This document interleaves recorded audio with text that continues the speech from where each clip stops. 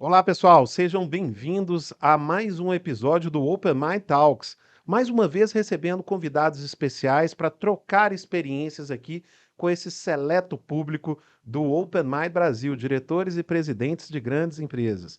Hoje o Open Mind Talks está especial. Vamos falar aí de liderança, de desenvolvimento de pessoa, de recursos humanos. Então, está repleto de conhecimento aqui. Fica aí que já está começando mais um episódio do Open Mind Talks. Open Mind Talks com Lúcio Júnior. Olá, pessoal. Mais uma vez aqui com vocês, eu, Lúcio Júnior, diretamente aqui dos estúdios do Open Mind Brasil, recebendo convidados especiais, membros do Open Mind Brasil, ou seja, diretores e presidentes de grandes empresas que vêm aqui, que se sentam aqui comigo para poder contar a sua história, contar a sua trajetória e falar de todos os desafios que a liderança vive nos dias de hoje. E olha que não está fácil, né? Nós acabamos de passar aí por uma pandemia, estamos aí vivendo momentos de economia turbulenta, então os líderes têm um papel fundamental em gerar empregos, em gerar renda, né? E aqui a gente compartilha ideias, a gente troca experiência. E acima de tudo, você ouve histórias de sucesso. E essas histórias de sucesso acabam nos inspirando. Então, eu, Lúcio Júnior, CEO do Open Mind Brasil, tenho o maior orgulho de apresentar esse programa, de ouvir histórias, de também aprender com essas pessoas e de fazer amizades. Afinal de contas, o papel da nossa organização é exatamente esse. O papel do Open Mind Brasil é conectar pessoas de forma genuína e também compartilhar conhecimento para o desenvolvimento de grandes executivos. Se você é um membro do Open Mind e está nos assistindo agora, seja muito bem-vindo. Vou te pedir um favor: compartilhe esse nosso podcast, se você está assistindo aí pelo LinkedIn.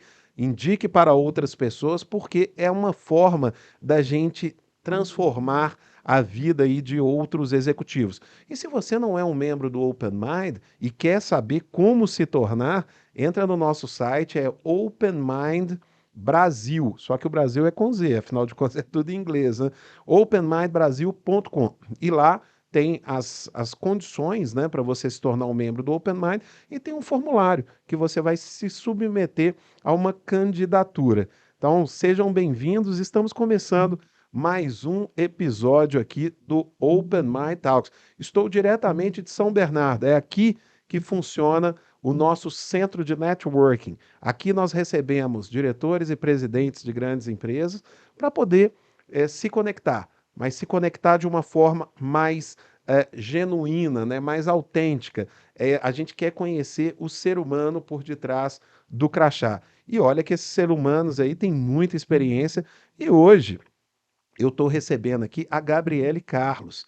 Ela é membro do Open Mind Brasil, ela é muito ativa aí na nossa rede, até porque ela é uma pessoa generosa, já compartilhou conhecimento conosco algumas vezes. Então, é um prazer receber a Gabriele aqui para a gente poder falar sobre gestão de pessoas, liderança, governança, uma série de pontos importantes para a sua vida e para a vida de muitos outros executivos. Gabriele, seja bem-vinda, obrigado por ter vindo aqui e bater esse papo com a nossa audiência aí de Open Minders. Com certeza, Lúcio, o prazer é todo meu poder compartilhar um pouco, não só da minha experiência, né, mas das reflexões que sempre são positivas aí para a gente evoluir como ser humano, né? Pessoal, a Gabriele, ela é diretora executiva de RH da Zeiss Vision Care, Latam, né? Então ela é responsável pela gestão de recursos humanos de uma grande multinacional. Então é um desafio muito grande, né? Porque estamos falando aí de desenvolvimento de pessoas, nós estamos falando aí de atração de talentos, retenção de talentos, né? E toda a cultura organizacional que passa nas tarefas, né, de uma líder de recursos humanos. Gabriela, eu vou te pedir uma licença, porque, como de costume aqui, a gente faz uma apresentação formal, né? Então, eu vou ler um pouquinho aqui do seu currículo para a nossa audiência te conhecer melhor. Ela é membro do grupo de líderes de RH da Associação Brasileira de Recursos Humanos desde 2014, com experiência consolidada há mais de 20 anos na área de recursos humanos. Graduada em psicologia, pós-graduada em gestão empresarial, com formação em coach e conselho administrativo pelo IBGC e pelo Celint. Possui um perfil de atuação generalista com vivência diversificada em segmentos de empresas como Sodexo, Grupo Carrefour Brasil, TAM ou Latam, ArcelorMittal e outras. Então, parabéns aí por essa trajetória. Você hoje, como diretora de RH da Zeiss Vision, você está há quanto tempo na organização? Estou há 8 anos e meio, né? 8 anos e meio. Bastante tempo. Entrei lá com um desafio muito de cultura, consolidação de tudo aquilo que a gente fala de gestão de recursos humanos, conectado com a estratégia do negócio. Então, tem bastante coisa, né? E somada a essa experiência anterior, né? Que me ajudou a gente chegar onde a gente chegou agora como negócio. A gente começa sempre aqui o nosso episódio falando um pouco da vida pessoal, porque, como eu disse, uma das características do Open Mind é a gente se conectar de forma genuína, o ser humano por detrás do crachá. Uhum. Então vamos conhecer a Gabriele por detrás do crachá. Me conta um pouco aí de onde você nasceu, né? Se você é casada, tem filhos, o que que você gosta de fazer quando você não está sendo a diretora de RH das AIS? Muito bom, Lúcia. Eu costumo dizer que a gente é o que é como profissional em função daquilo que a gente veio sendo construído como pessoa, né? Como indivíduo. Eu sou paulista, na verdade, filha de cearenses, mas nasci em São Paulo. Sou casada com o Danilo, que trabalha no mercado financeiro. Eu brinco que ele é a minha razão, né? Já que sou psicóloga, então eu sou o lado subjetivo da relação. Não tenho filhos, mas tenho 7 sobrinhos e 2 enteados. Então, eu digo que a minha contribuição para o mundo já foi dada, até porque os meus irmãos falam que eu sou mãe de todos, né? Gosto muito de gente, não é à toa que me formei em psicologia.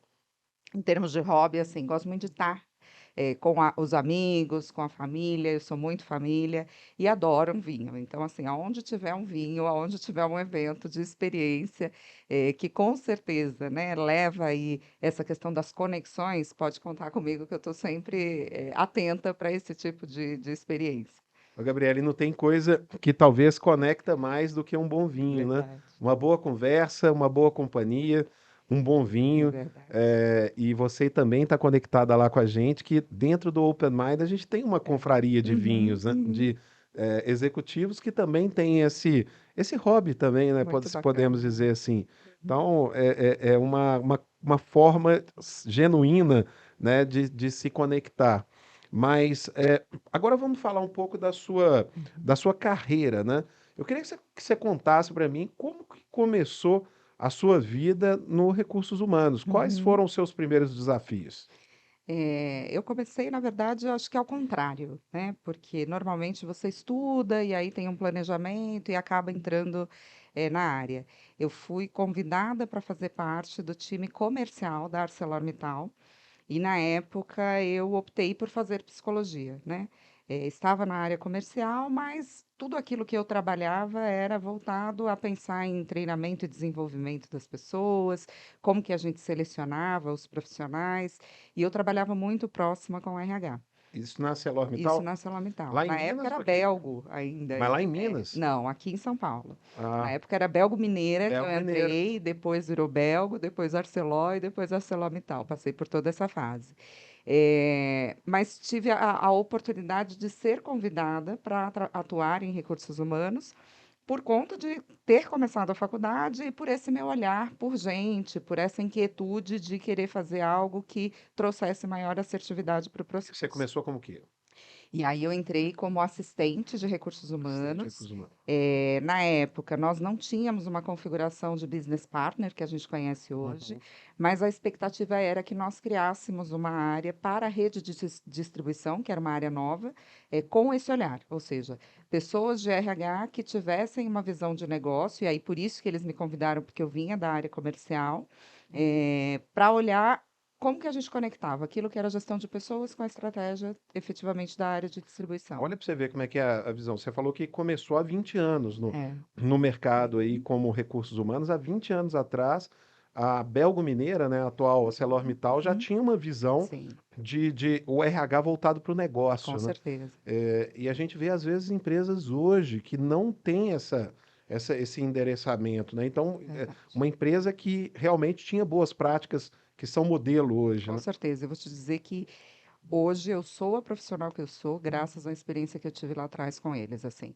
Muitas das coisas que nós discutimos hoje no mercado como tendência de recursos humanos, eu vivi lá na prática há mais de 20 anos. Né? Então, assim, é interessante porque era um grupo que estava anos-luz e com uma preocupação de não só, né, desenvolver pessoas, mas como que isso estava conectado com o desenvolvimento de negócio. Então, aprendi bastante e com certeza devo muito a eles o que eu sou hoje.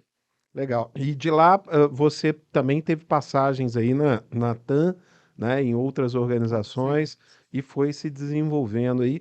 Mas a pergunta que eu te faço é exatamente de um ponto que você mencionou aqui agora, que hoje a gente se fala em business partner, Uhum, né, se fala em um RH mais endereçado para o negócio da companhia, mas há muitos anos atrás, o RH nem era conhecido como RH, né? Existia apenas o departamento uhum. pessoal nas organizações. Como que você vê a evolução da área de recursos humanos, que até é chamada também de gente e gestão? Uhum. Como que você vê essa evolução ao longo dos anos? Eu acho que assim, né, Lúcio, eu não posso negar que eu falo de um lugar de privilégio, né? Por quê? Porque a minha carreira profissional começou em uma empresa que olhava o RH de uma maneira totalmente diferente. Então, as empresas por onde eu passei posteriormente, né, eu já vinha carregada desta formação, de um olhar mais crítico, de como que a gente conectava o negócio com as pessoas. Então, de fato, eu acabei sendo formada, digamos assim, né, não só do ponto de vista acadêmico, mas principalmente na prática, como um RH inquieto, que precisava agregar valor. Né? E todas as rodas de conversas que eu fui tendo ao longo da minha carreira, onde a discussão era essa, né? Ah, o RH precisa evoluir, o RH precisa ter um olhar mais estratégico, o RH precisa sentar à mesa. Isso para mim era muito distante, porque eu já fazia isso, né? Por conta da escola que eu tive. É óbvio que hoje a gente vê uma evolução maior em relação à área. Acho que a pandemia também trouxe esse cenário, né, de importância para essa área muito maior. Eu acho que foram duas áreas que ganharam muito destaque na Uhum. pandemia: recursos humanos Sim. e tecnologia, né? Com certeza, com certeza. E hoje, assim, quando a gente olha, né, efetivamente, como que essas áreas fazem a diferença, não tem espaço para não ser uma área que discute sobre o negócio, né? Cada uma com as suas particularidades, porque a gente sempre fala, né? Apesar do RH ter que ter um olhar de números, ter que ter um olhar estratégico, ele não pode perder a sua essência, que é essa sensibilidade com gente, né?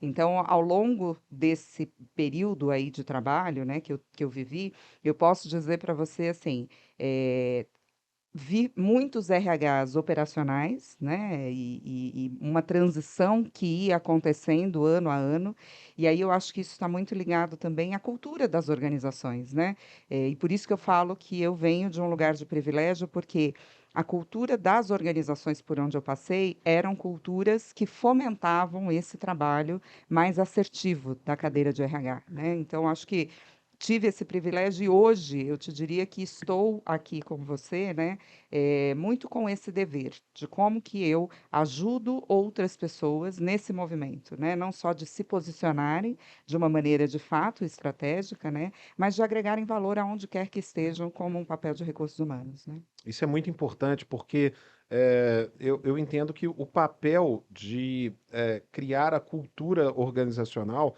é de toda a liderança, né? Mas, em especial, eu acho que a estratégia de montar uma cultura organizacional, ela nasce no recursos humanos, né? E quando você tem uma liderança de recursos humanos com essa visão voltada para o negócio, voltada para um posicionamento mais estratégico, você cria realmente pessoas, não importa se são de áreas meio ou fim, comprometidas com o resultado da empresa, né? Com certeza. Eu te diria que assim não só a criação da estratégia, né, de RH, mas a gente tem um ponto fundamental que é a parceria com o CEO da empresa, né? Se a gente não tiver esse primeiro nível engajado, né, e com noções claras daquilo que se quer do ponto de vista de evolução desse negócio e até culturalmente, fica difícil montar qualquer estratégia. Então, de novo, né, eu falo de um lugar privilegiado, principalmente aonde estou atualmente, né? Que me possibilita fazer a diferença e ir dando curso das coisas da maneira que efetivamente a gente quer, né? E cultura é algo muito interessante, porque cultura não é um quadro pregado na parede, né? A cultura são símbolos, são comportamentos, né? É aquilo que a gente vivencia no dia a dia. Então, se você não tem o primeiro executivo dando o exemplo, né? Consequentemente, você, como RH, não vai conseguir conectar as coisas e fazer com que as pessoas caminhem nessa direção, né? Isso é um ponto bem importante que a gente tem que estar sempre atento. Olha só, a frase até é curiosa que eu vou te falar. Eu ouvi certa vez de um grande empresário que o RH, ele é um empresário, é um CEO, né? Mas que a tratativa dele com o RH da empresa é sempre no último horário do dia. Uhum, E eu falei, mas por quê? Falou, não, porque com RH a gente não fala de coisa boa. A gente só fala de problema, né? Então, ou é um gasto, ou é algum problema que está tendo com alguém, nunca é alguma coisa boa. Essas não são minhas palavras, uhum, logicamente, né?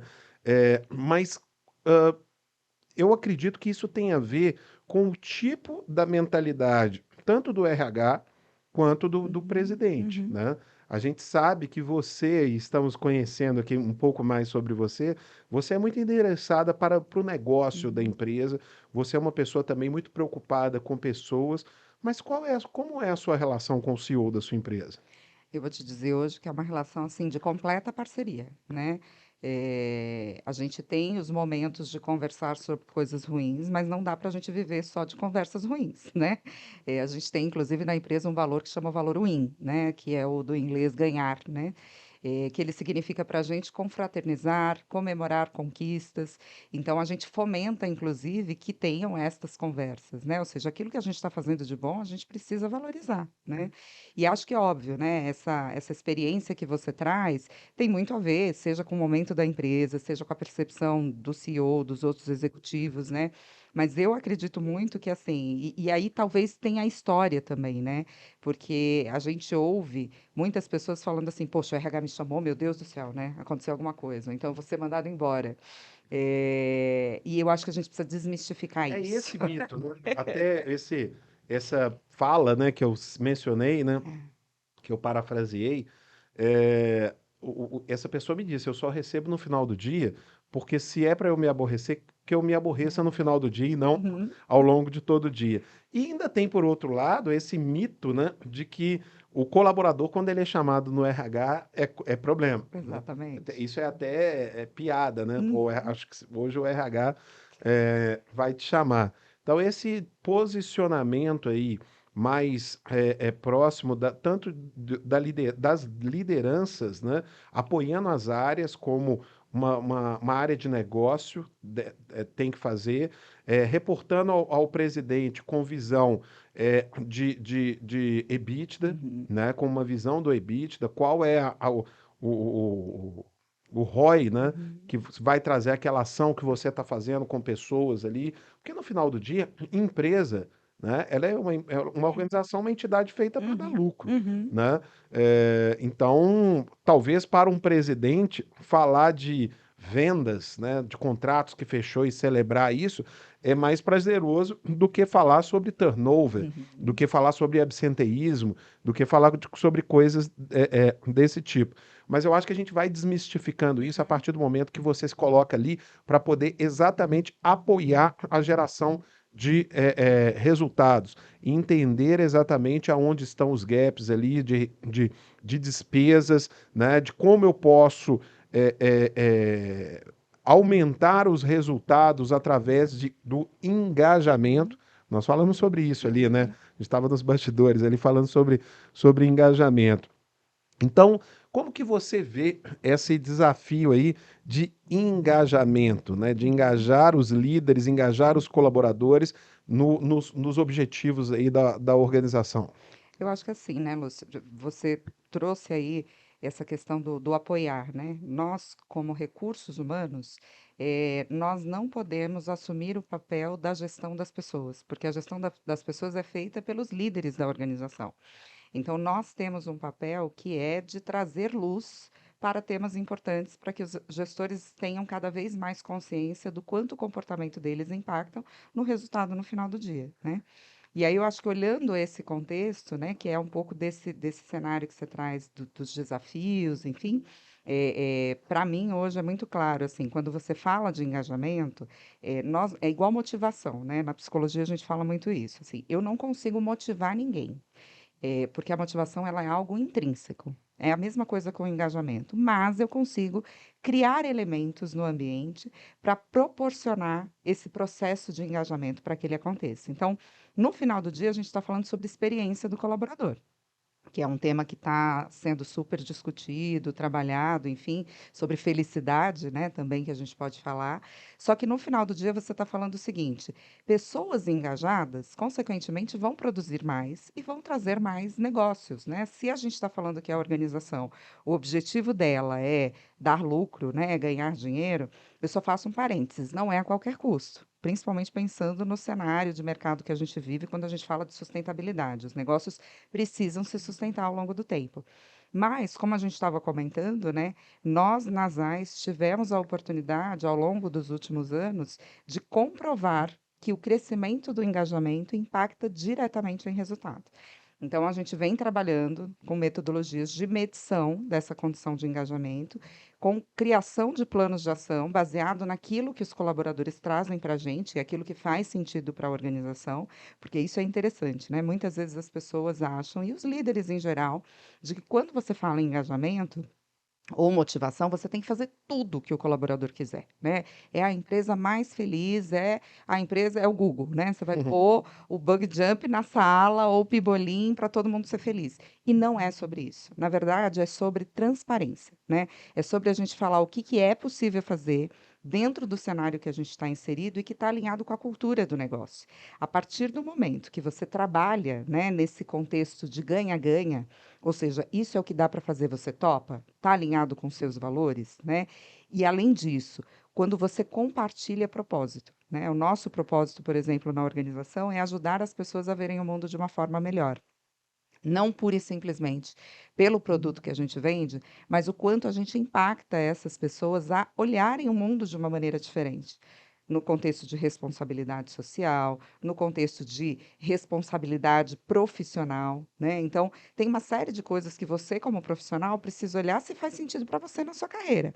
E a empresa, ela precisa ser transparente com você em relação a isso. Então, ao longo desses anos, à medida em que nós íamos fazendo as medições de engajamento, e a gente ia fazendo os ajustes daquilo que era necessário, a gente foi vendo um crescimento, e hoje, 7 anos depois, eu posso te falar, né? A gente aumentou em torno de quase 20 pontos percentuais o nosso engajamento, a gente aumentou a nossa produtividade também em 2 dígitos, a gente aumentou o nosso faturamento também em 2 dígitos, a gente reduziu o nosso turnover e a gente aumentou a nossa penetração de mercado. E aí você me fala, tá, Gabi, mas tudo isso você acha que foi por engajamento? Com certeza, eu não acho, né? Eu tenho certeza, por quê? Porque pessoas felizes produzem mais, né? E a gente consegue fazer a locomotiva da organização girar. Então, no final do dia, é sobre isso, né? Como é que a gente conecta pessoas com o negócio, porque o negócio crescendo, consequentemente, as pessoas também vão crescer, né?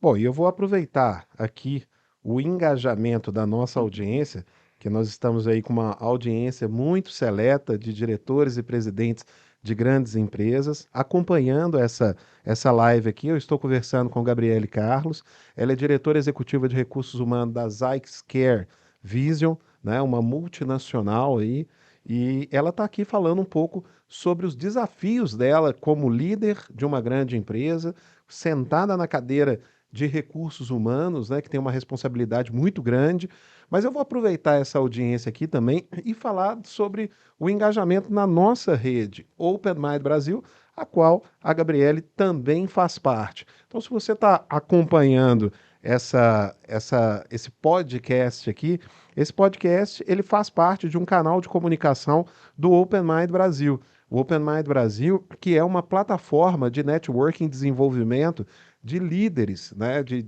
diretores e presidentes das maiores empresas do Brasil. Hoje, nós somos quase 800 membros muito engajados. Essa é a característica. E, inclusive, algumas empresas estão também entendendo que networking e benchmarking faz parte do processo de desenvolvimento dessa liderança.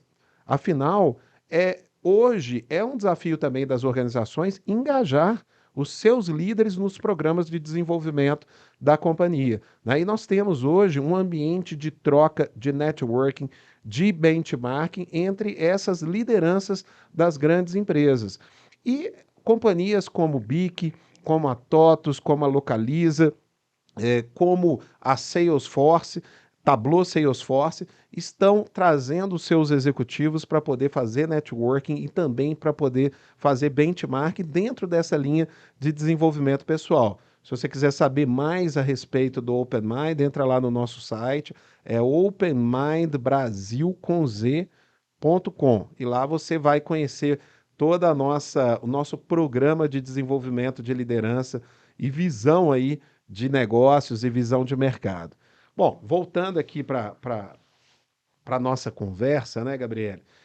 Nós estamos falando sobre engajamento, mas o seu desafio dentro das AIS, ele é amplo.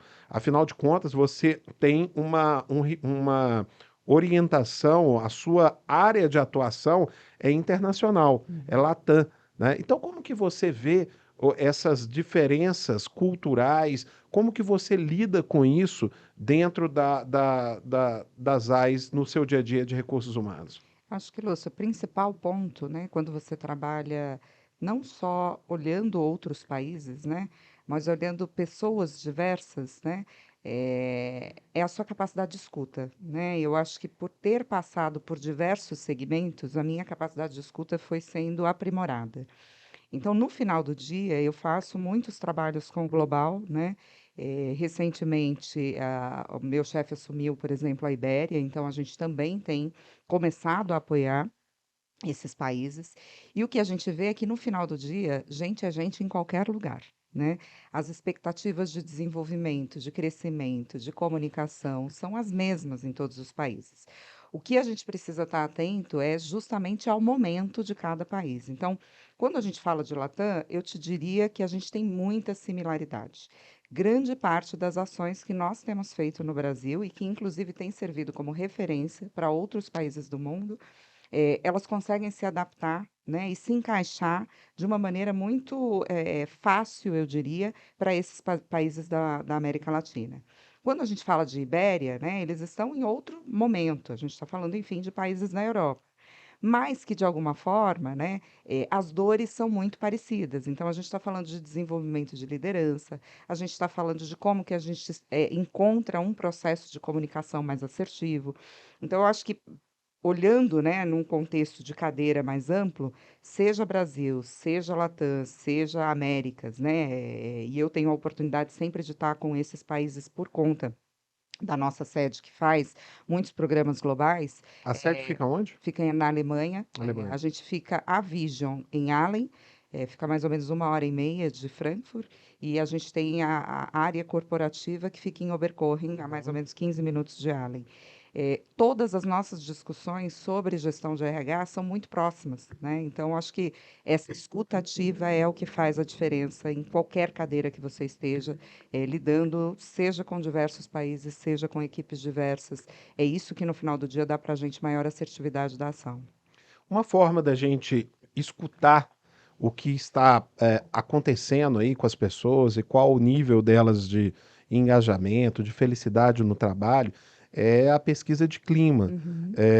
Em algumas organizações, a pesquisa de clima é até meta como parte de bônus dos líderes, né? E até tem um desafio para que colha a resposta disso, que é Uhum. o danado aí do engajamento.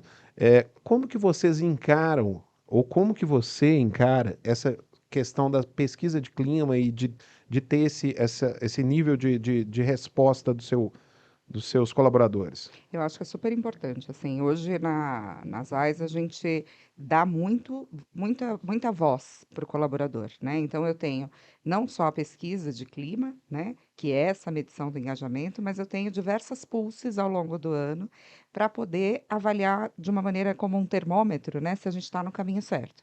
Então, se eu preciso fazer alguma mudança de benefício, se eu preciso fazer alguma mudança de processo, normalmente a gente solta uma pulse para ouvir o que que as pessoas têm a dizer. A Pulse é uma pesquisa. É uma pesquisa normalmente mais curta do que a pesquisa de clima. Então, eu estou falando aí de no máximo 10 questões que a gente ao longo do ano faz para Qual a poder taxa medir. de resposta que vocês têm? A gente tem acima de 80% Muito, de muito. adesão. E isso é muito bacana porque mostra não só, né, a credibilidade do processo para com as pessoas, mas o que a gente construiu, né, que foi justamente você fala e eu vou fazer algo com isso que você está falando. Não aquilo você responde isso aqui, eu não te Só dou para devolutiva nenhuma, exatamente. né? Então, como você mesmo mencionou, hoje parte desse indicador, ele é um indicador dos executivos, né? A gente colocou isso como uma responsabilidade de todos estarem atentos ao que está Quantos por acontecendo na cento organização. não sei se você pode falar, do bônus desses executivos estão atrelados à pesquisa de clima? A gente tem em torno de 15%.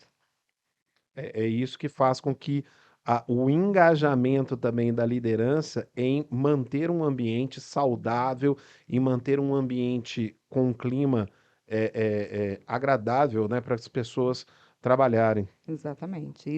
Isso é muito importante porque, de novo, né, eu te falei em números. Então, não é aquela coisa de pura e simplesmente, porque eu quero ser empresa boa, né? Eu quero ser uma empresa responsável. A gente passa mais tempo trabalhando do que na nossa própria casa. Precisa ser leve, precisa ser bacana, precisa fazer sentido. E só vai fazer sentido a partir do momento que eu escuto o que as pessoas querem, né? E, ao mesmo tempo, eu consigo dizer se eu posso ou não retribuir aquilo que você quer, se faz sentido ou não para a empresa, né, criar procedimentos, processos na linha do que você está trazendo. Mas para isso eu preciso ouvir, né? Você recentemente foi indicada como o RH do ano, né? Então, primeiramente, aí meus parabéns. E eu sei que esse tipo de premiação a gente geralmente traz também um case de sucesso de melhores práticas para o mercado.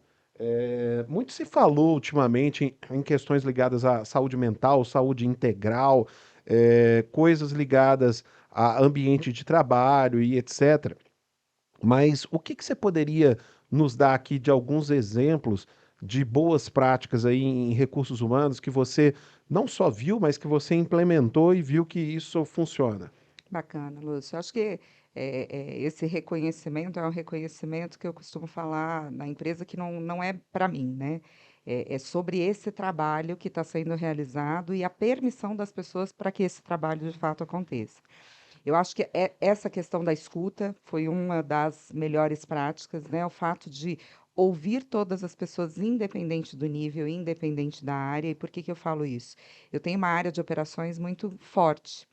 E, normalmente, a dificuldade da maior parte das organizações é incluir este público num processo de avaliação, porque muitas vezes eles não têm acesso a computador, a celular da empresa, a ferramentas que possibilitem responder às pesquisas. E nós, desde o início desse processo, incluímos esses profissionais porque eles fazem parte da O organização. chão de fábrica. Exatamente. Então, eu acho E que como que você esse é o faz para essas processo. pessoas, por exemplo? Eu tô te Uhum, perguntando porque eu já tive esse desafio, né?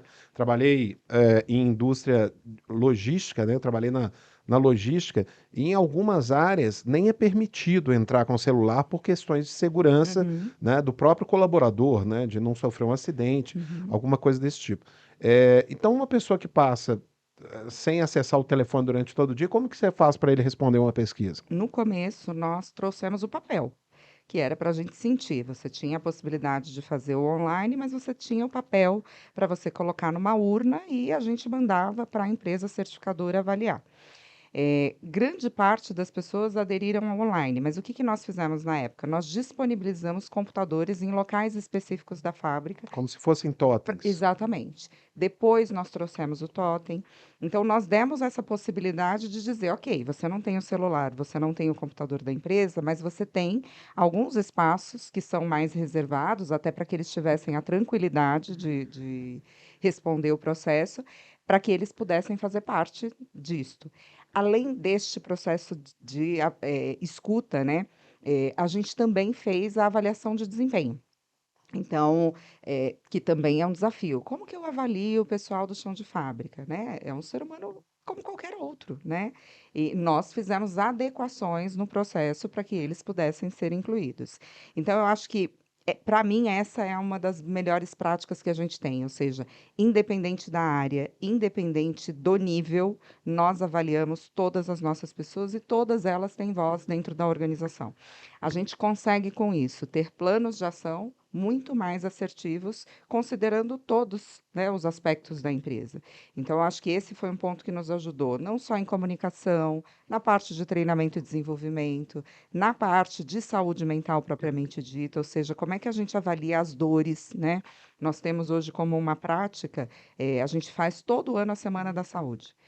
Um mês antes, a gente aplica o que a gente chama de perfil de saúde, junto com uma corretora que uma consultoria que nos auxilia. E isso nos possibilita falar sobre saúde, né, quebrando as barreiras, quebrando os preconceitos, porque saúde, a gente tem o costume de falar muito sobre doença, né? E saúde é aquela questão de trabalhar antes. Então, acho que essa também é uma boa prática que tem nos ajudado aí ao longo do ano de criar relações mais sustentáveis para o nosso negócio como um todo. E quando você implanta um novo programa, né, dentro da empresa, como por exemplo, você mencionou aqui os seus programas de saúde mental, Uhum. é, qual tem sido a sua taxa de engajamento em novas ações e novos programas? Eu acho que esse é um desafio de todas as organizações, principalmente quando você traz algo novo, né? Segredo ou passo-chave que a gente pode dizer que a gente tem que dar é se aliar com as lideranças, porque não basta a gente fazer uma comunicação via RH, usando os canais diversos que a gente tem, seja intranet, seja e-mail Comunicação é marketing, importantíssimo. ela é extremamente importante, mas a presença do gestor reforçando a importância dos programas é mais ainda, Você é gestora de comunicação também, não? também. Geralmente nas empresas a comunicação é da área de É, recursos humanos. Porque muitas vezes é uma comunicação interna, né? E essa comunicação tem a ver com engajamento nos programas de gente, então por isso que andam juntos, né? exato. E eu acho que isso é o que diz para a gente, né? Assim, se o engajamento vai ser bom ou não, porque se você consegue efetivamente mostrar o benefício daquilo que você está trazendo, consequentemente a adesão vai ser maior. Mas naqueles que podem ser mensurados, como por exemplo, algum aplicativo novo que você tem da área de gente. Vou te dar um exemplo até de treinamento e desenvolvimento. Quando nós lançamos o nosso e-learning global, Uhum. nós fizemos um movimento de publicação onde as pessoas tinham acesso a esse site, né? É uma Como uma plataforma? plataforma, Uhum. como, né, a gente tem, enfim, de diversas do mercado. E na época nós tivemos uma adesão em torno de quase 60%, né, logo no lançamento. Quando você olha, o 60%. mercado é muito mais baixo. O mercado nas empresas que são benchmark para esse tipo de coisa aí de Isso, educacional é 30%. Os exatamente. benchmark. Mas o número médio é em torno de 10 a 15%. Exatamente. Então você Então, está na época, a gente, óbvio, né? A gente você tá quatro eleva a vezes barra, maior. né? A gente eleva a barra. Então, muitas coisas aconteceram no meio do caminho, mas quando a gente lançou e teve essa adesão, né? O que a gente olhava, a gente fala muito no grupo que, por estarmos presentes em mais de 50 países, isso facilita a gente ter um benchmark interno, né? De como que os países funcionam, até para a gente ter essa referência. E nós éramos uns dos maiores, né, nesse sentido. Passamos em todas as lições de casa? Não, Lúcio, né? A gente tem diversos desafios. Eu tive programas em que tivemos adesões baixíssimas. E, de novo, eu acho que esse olhar de ouvir as pessoas tem nos ajudado a ir equilibrando e fazendo esse, né, esse balanço de uma maneira melhor. Então, esse ano, por exemplo, eu tenho falado muito para o meu time, assim, a gente precisa, não é mais quantidade, sim qualidade, né, daquilo que a gente oferece para o nosso colaborador. Vamos colocar a mão, do ponto de vista de pesar, de investir naquilo que é importante para as pessoas, né? Então, as pesquisas que a gente faz, a gente olha muito isso. Exemplo, dos canais de comunicação, qual que você prefere? Eu tenho revista, eu tenho, né, e-mail marketing, como eu comentei, e outras coisas.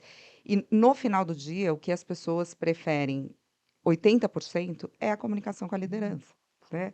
E o Então, WhatsApp como canal de comunicação? também tem, Vocês usam? usamos, mas o pessoal prefere o No GC. geral, as empresas têm um certo receio do Sim, WhatsApp, né? Eles sim. criam até suas próprias ferramentas de comunicação interna para evitar que o WhatsApp seja utilizado. Como que você encara isso? Eu acho que, assim, hoje, quando a gente fala, né, da comunicação de um modo geral, a gente precisa ter alguns cuidados. Não só por questões legais, né, mas também por questões de imagem da organização. Então, a gente mesmo, como pessoa física, tem diversos grupos que muitas vezes a gente não consegue administrar pela quantidade de mensagens que a gente recebe no dia a dia. Então, na empresa, a gente faz sempre uma orientação. Tem grupos que são informativos, onde a gente só manda a informação, que são as mesmas dos outros canais, muito mais porque a gente precisa lidar com aquilo que é melhor para você. Então, eu tenho pessoas que são auditivas, eu tenho pessoas que são visuais, eu tenho pessoas que são sinestésicas, e a gente tenta usar todos os canais para, de alguma forma, atingir a todos. Mas os cuidados a gente tem.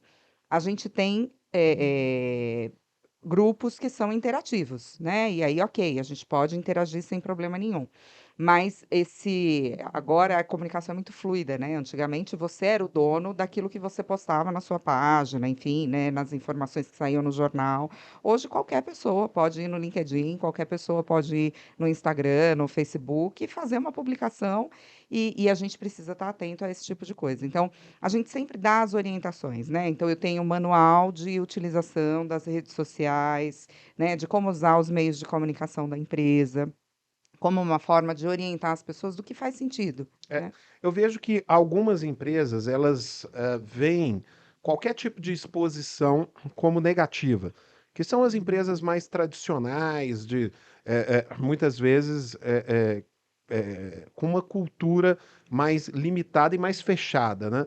Mas muitas empresas, elas encaram principalmente a força que existe dos embaixadores, né? Uhum, Os embaixadores de marca, os influenciadores. No mundo digital se chama de influenciadores, uhum, mas nas organizações a gente chama de embaixadores, que são aquelas pessoas que levam o nome da empresa para dentro e para fora, uhum. né? E algumas empresas até oferecem treinamentos para essas pessoas para ter uma comunicação, tanto oral quanto escrita, melhor. Você tem algum tipo de prática nesse sentido de desenvolvimento de embaixadores internos? Eu te diria que isso está muito ligado com a questão do employer branding, né? Então, a Uhum. gente sempre fala assim: eu não tenho duas, três pessoas para fazer recrutamento e seleção, eu tenho 650 colaboradores que a empresa tem, né? Falando bem de vocês. E por quê, né? E aí eu acho que, de novo, isso se conecta à experiência do colaborador, né? A gente precisa olhar toda a trajetória dele, a jornada dele conosco, porque seja na entrada, seja na saída, né? Esse colaborador, ele influencia uma rede de contatos, né? Que podem ser consumidores, que já são ou que podem vir a ser. Então, hoje, eu não te diria que a gente ativamente faz esse processo de formação, enfim, a gente orienta os principais pontos que as pessoas precisam estar atentas, né, e olhar, porque, de novo, a gente fala, Existe um manual de conduta? existe, né, não só em relação ao que é importante para a marca, ao que é importante do ponto de vista de como a gente manuseia as nossas redes sociais. Existem comunicações que a gente até fomenta que as pessoas publiquem, se elas acharem que faz sentido, mas eu acho que também tem um pouco do que você falou. A nossa cultura É uma cultura que preza por publicar aquilo que de fato a gente entende que é verdade, que faz sentido. Então a gente sempre toma muito cuidado, né? A gente só fomenta se isso foi para a página da empresa, né? Coisas assim, para que as pessoas tenham a tranquilidade de que elas vão publicar algo que é bacana. Mas não temos nenhuma restrição do tipo, ah, não, você não pode falar sobre a empresa. Não, pelo contrário. Você só precisa prestar atenção se aquilo que você está trazendo é de uma fonte segura, né? E que, de fato, ela está em linha com as orientações que a gente colocou, preservando aquilo que é importante para a marca. Hoje, com as redes sociais, eu escuto de alguns líderes que vêm aqui, como você, conversar sobre os desafios de gestão. Alguns especialistas, até em personal branding, dizem que as redes sociais elas não nos pertencem, a sua rede social Uhum, não te pertence, né? E que representamos as nossas organizações 24 4 horas. horas por dia, Uhum, né? Então, por isso, temos que ter um cuidado redobrado. Eu até ouvi de uma dessas pessoas recentemente contando um case de uma pessoa que manifestou uma opinião, pode ser a opinião pessoal dela, mas de uma forma forte, né, sobre uma determinada empresária do uhum, setor, né, e ele manifestou essa opinião no LinkedIn.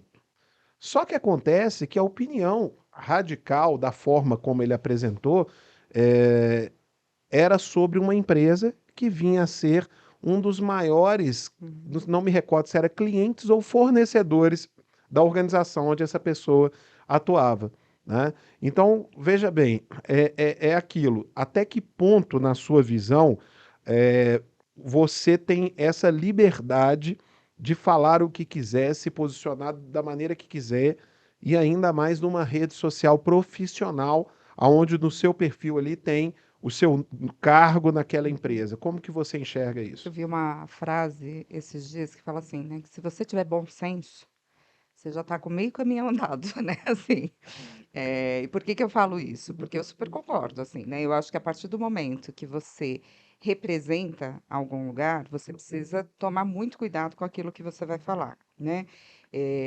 Então, hoje, a gente faz as orientações que são necessárias, mas a gente sabe que a gente não tem o controle de 100%, né?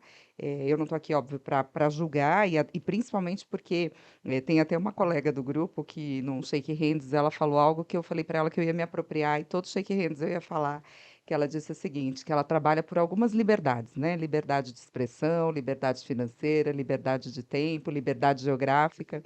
E eu acho que a liberdade de expressão, né, pegando esse gancho, é algo que eu gosto sempre de uma frase que fala o seguinte, né?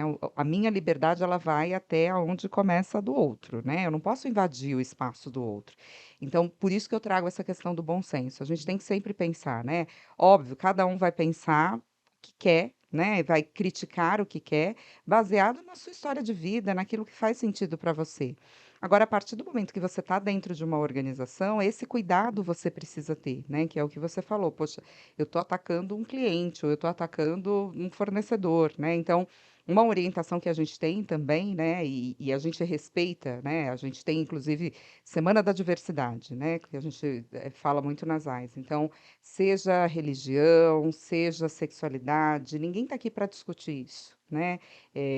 As pessoas têm liberdade de ser quem elas são, né? E aí, de novo, eu posso concordar ou não com aquilo que você está me trazendo, mas o que a gente preza na organização, e isso eu diria que é um valor inegociável, é respeito. Uhum. Então, assim, a partir do momento que eu ataco alguém, eu perco o respeito. Então, para as AIS, essa questão do respeito vem em primeiro lugar em tudo aquilo que a gente faz, né? Seja para postar uma informação, seja para fazer alguma negociação, seja para pensar em alguma ação que a gente tem, a primeira pergunta é: eu estou respeitando, né? Não só os aspectos legais, mas aquilo que faz sentido para a nossa organização, que faz sentido para o nosso país. E isso é o que nos norteia hoje como empresa, né, a fazer o que a gente faz. E, consequentemente, as pessoas que estão conosco, por isso que eu falo de valores e propósito, elas precisam estar conectadas com isso. Senão, não faz sentido estar ali, naquele ambiente, né? Ô, Gabriele, além de fazer parte do Open Mind, você também faz parte da ABRH, né? Desde 2014. Uhum. Então aí já se vão 9 anos, né, dentro da ABRH. Qual tem sido o papel dessa organização aí no seu desenvolvimento como uma líder de RH? Na verdade, eu tô já faz bastante tempo. Nós temos um grupo de liderança da ABRH e esse grupo nasceu 2013 para 14. O que eu gosto muito da associação? Primeiro, a possibilidade de você se manter atualizado nos temas da área, mas principalmente além do networking, enfim, a questão de você conseguir compartilhar das mesmas dores, né? Como são pessoas que estão no mesmo contexto, digamos assim, isso de alguma forma vai ampliando, né, repertório. Então, como a gente faz aqui no Open Mind, né? Eu acho que é super bacana, não só você ter visões distintas, porque a gente fala de áreas distintas aqui também, mas esse fato de você ter podcast, né, de você ter alguns materiais, artigos, de você ter palestras, e lá em específico a gente fala de coisas relacionadas ao setor, isso nos ajuda a estar o tempo todo antenado com o que está acontecendo no mercado, né? Eu acho que esse é um ponto essencial para qualquer executivo, para qualquer profissional, em qualquer área. A gente não pode levar em consideração que, pura e simplesmente, eu me formei na faculdade e eu não preciso fazer mais nada, né? Então, assim, o conhecimento ele fica obsoleto, né? Dizem os estudiosos que a cada 5 anos você perdeu aquilo que você tinha. Eu acho que talvez hoje, com a velocidade, né, das informações que a gente tem recebido, talvez isso seja até menor. Então, você precisa estar o tempo todo, né, se atualizando e ampliando o repertório para você ter capacidade de discussão, ter esse olhar estratégico, esse senso crítico, né? E eu acho que a associação nos ajuda nesse sentido. E qual tem sido para você o papel do Open Mind na sua jornada aí? Nós estamos juntos há 2 anos, né, Uhum. no Open Mind, você como membro aí dessa rede, como tem sido o papel do Open Mind aí para você? Bacana. Eu gosto muito por conta dessa diversidade de perfis que a gente tem no grupo, e também de informações, né? Então, outro dia, uma das executivas que me atende perguntou, Gabi, você não quer fazer um shake hands específico para RH? Eu falei, eu gosto, mas ao mesmo tempo eu fico pensando, eu acho que para a gente de RH, o rico é a gente estar com pessoas de áreas distintas, né? Para que a gente comece a ver não só essas dores, fazer essas conexões, isso começa a nos dar, de novo, ampliação de repertório para outras discussões. Eu acho que isso o Open Mind traz com muita maestria, né? O fato de você conhecer pessoas distintas, de negócios distintos, de empresas de tamanhos distintos, isso possibilita a gente a ver a vida de uma outra forma, não é só a carreira, né? Eu acho que a gente começa a ter outras reflexões. E a diversidade de temas, né? Seja uma palestra, seja uma live, seja um podcast, seja um artigo, isso traz o que eu costumo dizer de um reforço para o que a gente precisa como competência, que é a adaptabilidade, né? Os dados, no geral, eles estão mudando, né, no mundo como um todo. A começar pela forma da gente consumir notícia. Antigamente, a primeira coisa que você fazia ao chegar no escritório ou de manhã cedo, ao tomar café, era abrir um jornal e ler Uhum. as notícias do dia, né? Algumas pessoas era assistir o Jornal Nacional à Uhum. noite. Só que esses dois meios de comunicação, eles acabaram tendo que se adaptar à nova realidade, porque a notícia ela é quase que instantânea. Você tem acesso ao seu celular a coisas que estão aconteceram há 5 minutos atrás, você já está recebendo o vídeo, está recebendo aquela informação. Então, o jornal, ele se adaptou a trazer uma leitura, né, do que foi aquilo que você viu ao longo do dia e não te informar sobre aquilo Uhum. ali, Uhum. né? E, ao mesmo tempo, eu faço aqui uma comparação na forma da educação, como está evoluindo a educação, em específico aqui, a educação executiva, né? As pessoas, elas querem aprender coisas que são vivências práticas, né? Aprender e trocar experiências com quem vivenciou aquilo ali na Uhum. prática.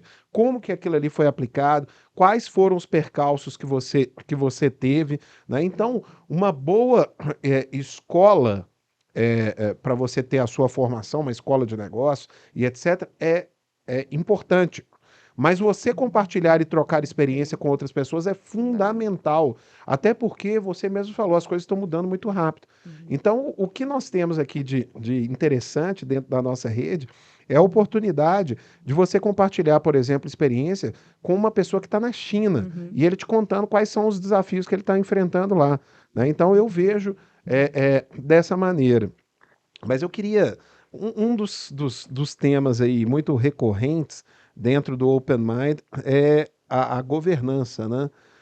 E eu conversando com você ali pouco antes aqui do nosso Uhum. podcast, eu te perguntei até quando você pretende ser executiva aí das AIS, né? Uhum. E você falou, poxa, eu pretendo encerrar a minha carreira, né? E eu imagino que falta muito Uhum. tempo para você aqui, né?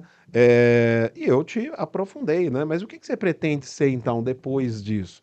Porque a gente sabe que as empresas, né, toda organização tem uma política de aposentadoria, né, que geralmente é com 60 anos, só que com qualidade de vida, a gente vai até os 90 Uhum. anos produzindo, É. né? Produzindo, Uhum. trabalhando e etc. Então é como se fosse iniciar um segundo É. tempo da Uhum. nossa vida.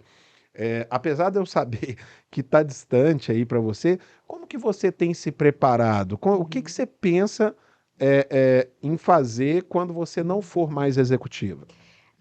Eu tenho estudado muito, não só porque eu acho que é importante, né, mas porque gosto. Falando especificamente em governança, né, acho que olhar para conselho é um caminho, né, assim como mentoria também, que gosto muito, né, no sentido de como é que eu desenvolvo e trago essa condição de experiência que eu vivi para outros profissionais, para que a gente possa mudar a forma como a gente enxerga o mundo, né? Então, eu acho que um pouco do que a gente discute no Open Mind, né? A carreira, a cauda longa. Como é que a gente vai monetizando algumas das atividades que a gente já faz como executivo para que isso amanhã vire efetivamente, né, o meu meio de ser produtiva, né? Então, Uhum. hoje, óbvio, acho que ainda tem muito espaço, muita coisa para fazer. Na empresa, né? Eu brinco sempre com o meu chefe, enquanto ele quiser, enquanto a empresa achar que faz sentido, eu estou lá.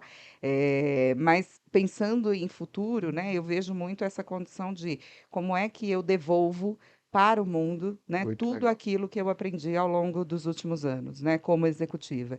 E eu acho que um dos caminhos vem um pouco disso, né, seja da mentoria, seja com palestras, seja com o próprio processo de conselho, né, olhando para o futuro, deixando um legado. É, E essa mentoria acho que isso você, é inclusive, importante. já faz aqui no Open Também, Mind, também. e eu quero te agradecer, com alguns executivos interessados em transição de carreira, né? A pessoa está em transição e muitas vezes a gente se depara com um executivo muito experiente, mas que ele nunca, ou pouquíssimas vezes, passou por um processo de seleção, ou porque ficou muito tempo na mesma organização, ou porque realmente a pessoa ela chegou nas posições que chegou através de network e indicação. Então, você tem feito uma mentoria com algumas pessoas para desenferrujar isso, né? Como que Uhum. você participa de um processo? Quais são os skills melhores aqui para a pessoa? Como que tem sido esse contato aí com executivos que estão em transição de carreira? É uma experiência bacana, né, Lúcia? Porque, de novo, a gente possibilita essa reflexão, né, acerca do seu momento atual. E muitas vezes, assim como na psicologia a gente fala, né, eu não consigo ajudar ninguém se a pessoa não quiser ser ajudada, né? O bacana desse processo que a gente tem feito no Open Mind é que as pessoas levantam a mão e dizem, não, eu quero, né? Então, de novo, meio caminho andado. É a história do bom senso, né? Meio caminho andado. Então, os contatos têm sido muito positivos e, assim, já vi pessoas que se recolocaram, né? Sim. Então, isso é muito bacana porque, num primeiro momento, dependendo de como você enxerga a sua carreira, você às vezes não vê perspectiva de mudança, né? E que a gente faz muito nessas conversas é isso. Vamos ampliar, né? Vamos olhar o nosso histórico, sem descredenciar tudo aquilo que a gente viveu, para que a gente efetivamente possa olhar para o próximo passo de uma maneira diferente. E aí eu acho que isso é o que faz a diferença, né? Assim, nessas conversas, porque de todos os executivos que eu tive a oportunidade de conversar, depois, quando a gente retoma, eles trazem essa perspectiva de, poxa, valeu a pena porque tinha coisas que eu nem enxergava que eu tinha, o que eu podia fazer e que agora eu estou vendo de uma maneira diferente. Então, de novo, eu acho que isso é o legado, né? Eu tenho uma frase que eu ouvi no meu último dia de faculdade e que eu levo sempre em qualquer palestra que eu estou, qualquer lugar, que é: eu posso não mudar o mundo, mas eu tenho a possibilidade de mobilizar a mudança do mundo daqueles que se relacionam comigo. Se eu estou fazendo isso para um, já está bom. Eu estou aqui na mão com um presente, né, que a Gabriele me deu, que é um livro, né, Mulheres no RH. E esse livro aqui é uma coautoria dela nesse livro, falando sobre uma aula prática de performance do RH, na visão aí dos líderes. Como foi escrever esse livro e por que que você decidiu escrever um livro? Bacana. Quando eu recebi o convite, né, eu sempre tive essa, sabe aquela coisa, né, para a gente sentir que a gente deixou algo, precisa escrever um livro, plantar uma árvore, ter um filho, né? Falei, bem, os filhos já contei para vocês no início, né? Não tenho próprio, mas tenho, enfim, né, sobrinhos, enteados, tal. E achei uma oportunidade de vivenciar o processo, né? Não só da escrita, mas de como que é essa questão da crítica da editora. Então, foi um processo bacana pensando na metodologia que é utilizada, mas antes disso, a motivação, né? Ou seja, como é que a gente empodera mulheres nesse contexto e como que a gente traz experiências que possam ajudar não só quem está na área, mas quem quer entrar na área, que é um pouco do que você falou do Open Mind, né? Poxa, se eu posso trocar experiência com alguém que já viveu e de repente olhar se isso faz sentido ou não, né, colocar na minha realidade, por que não? Então, acho que para mim foi super positivo, porque é a materialização daquilo que eu acredito, né, um pedaço aí da minha carreira, e o meu capítulo é especificamente falando sobre alta performance, né, se você considera a sua trajetória de vida como uma trajetória de alta performance. Muito bacana, parabéns. Obrigado pelo presente, vou ler. E eu admiro muito pessoas como você que têm essa generosidade de compartilhar conhecimento. Afinal de contas, você está numa posição de desenvolvimento de lideranças, desenvolvimento de pessoas, na sua função de diretora de recursos humanos nas AIS, mas ao mesmo tempo você desempenha também um papel voluntário Uhum. de mentora de outras pessoas que estão aí passando por um momento que é transitório, mas é um momento complicado, que é transição de carreira.